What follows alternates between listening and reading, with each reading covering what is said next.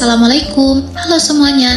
Di video kali ini kami akan mempresentasikan materi tentang pejabat yang berwenang dalam peradilan Islam. Materi ini membahas secara singkat sejarah perkembangan pejabat yang berwenang dalam peradilan Islam, mulai dari masa Nabi Muhammad SAW hingga era modern, untuk membantu kita memahami perannya dalam sistem hukum Islam.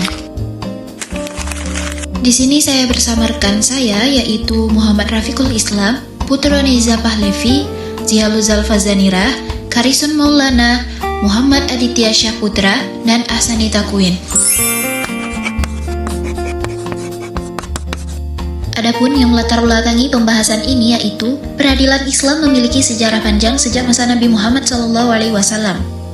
Pejabat berwenang dalam peradilan Islam berkembang dari masa Rasulullah, Khulafaur Rasyidin, masa kesultanan, kolonial hingga modern. Perubahan sistem peradilan menunjukkan proses institusionalisasi hukum Islam di Indonesia. Selanjutnya, untuk pembahasan pertama mengenai materi peradilan Islam pada masa Nabi Muhammad SAW akan dipaparkan oleh Putra Neza. Baik, di sini saya akan menjelaskan tentang pejabat-pejabat yang berwenang pada masa Nabi Muhammad SAW. Setelah hijrah ke Madinah, Nabi Muhammad menempati posisi sentral sebagai Nabi kepala negara sekaligus hakim. Kewenangan kehakiman beliau terkait erat dengan kenabian, sehingga putusan-putusan beliau menjadi sumber hukum yang dijadikan rujukan.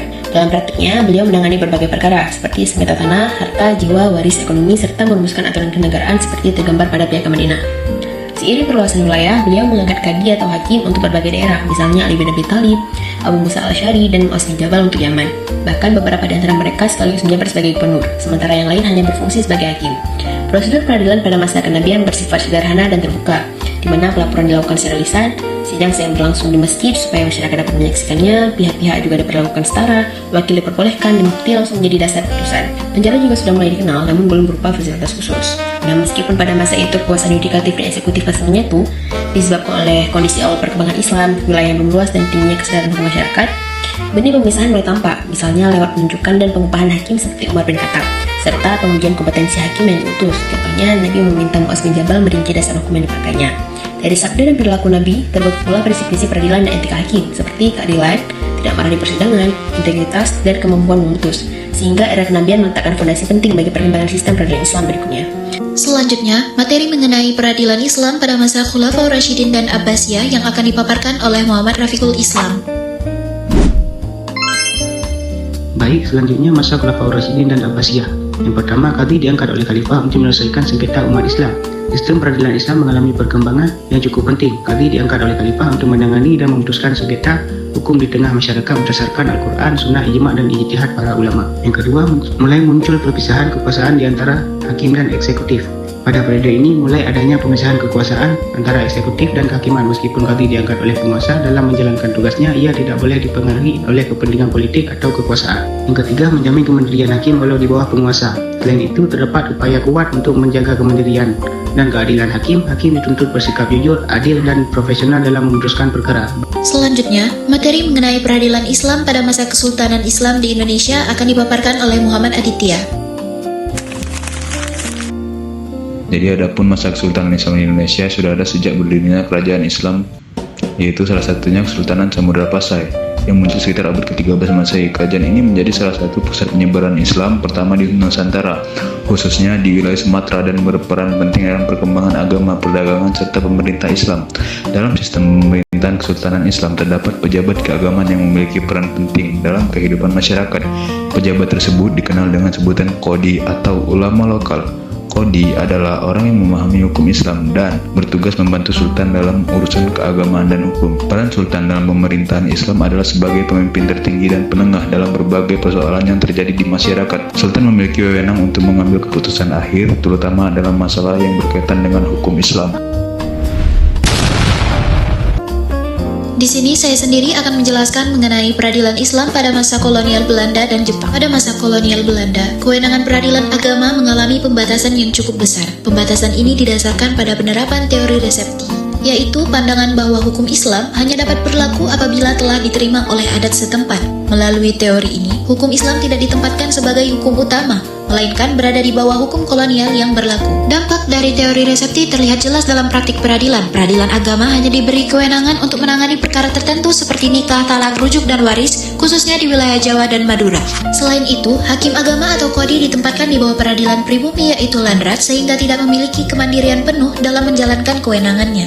Setelah berakhirnya masa Belanda dan masuk ke masa pendudukan Jepang, peradilan agama tetap dipertahankan namun tidak mengalami perluasan kewenangan yang signifikan. Perannya masih terbatas pada urusan keluarga. Oleh karena itu, periode kolonial ini dapat dipandang sebagai titik kemunduran otonomi peradilan Islam. Karena hukum kolonial mendominasi, sementara hukum Islam berada pada posisi yang tersubordinasi, seolah-olah ada tetapi tidak benar-benar diberi ruang untuk berkembang secara mandiri. Selanjutnya, materi mengenai peradilan Islam pada masa kemerdekaan dan era modern yang akan dipaparkan oleh Ahsani Takwim. Sejarah peradilan Islam. 5. Era kemerdekaan dan modern. 1. Landasan hukum kuat, peradilan agama mendapatkan posisi hukum yang kokoh melalui pengesahan Undang-Undang Nomor 7 Tahun 1989. Ini adalah tonggak sejarah yang menyatukan sistem peradilan agama di seluruh Indonesia. Kedudukan setara. Saat ini, peradilan agama memiliki kedudukan sejajar atau setara dengan peradilan umum, peradilan militer, dan peradilan tata usaha negara. Semuanya berada di bawah naungan Mahkamah Agung. Penjabat berwenang. Urusan hukum diputuskan oleh hakim pengadilan agama, khususnya untuk wilayah Aceh. Lembaga ini disebut dengan nama Mahkamah Syariah. Wewenang luas. Peradilan ini berwenang menangani perkara perdata bagi umat Islam, meliputi keluarga, perkawinan, wasiat, dan hibah, ekonomi syariah, sosial keagamaan, wakaf, zakat, infak, dan sedekah. Selanjutnya, materi mengenai pejabat dalam struktur peradilan yang akan dipaparkan oleh Karisun Maulana. Pejabat dalam struktur peradilan, hakim, sosok yang memiliki wewenang penuh untuk memeriksa bukti, mengarahkan saksi, dan mengambil keputusan akhir. Panitra adalah kepala administrasi perkara. Dia memastikan berkas perkara lengkap sebelum diberikan ke hakim, mengelola uang panjar perkara, dan menandatangani akta cerai atau surat eksekusi. Jurusita, petugas lapangan, dialah yang datang ke rumah para pihak untuk mengantarkan surat panggilan sidang resmi. Jika ada penyerahan atau eksekusi lahan, jurusita memimpin di lapangan. Ketua pengadilan merupakan pejabat negara yang diangkat oleh Ketua Mahkamah Agung. Ia adalah penanggung jawab terdiri dari 1. Dewan Kerja Pengadilan. Wakil Ketua Pengadilan. Pejabat yang untuk mendampingi ketua dalam menjalankan program kerja. Sudah biasanya ditugaskan sebagai koordinator pengawasan bidang. Dari pembahasan tadi, dapat ditarik kesimpulan, peradilan Islam telah mengalami evolusi historis yang signifikan, mulai dari masa Rasulullah hingga periode modern saat ini. Saat ini, pejabat peradilan Islam memiliki kedudukan resmi dalam sistem hukum nasional, yang menegaskan integrasi peradilan agama ke dalam struktur hukum negara. Peradilan agama memegang peran penting dalam penegakan hukum Islam, sekaligus memastikan keadilan bagi umat muslim di Indonesia. Sehingga fungsinya tidak hanya bersifat ritualistik, tetapi juga praktis dan konstitusional. Sekian presentasi dari kami, semoga membawa manfaat dan menambah wawasan bagi kita semua. Terima kasih atas perhatian teman-teman. Apabila ada salah kata atau perbuatan, mohon dimaafkan. Wassalamualaikum warahmatullahi wabarakatuh.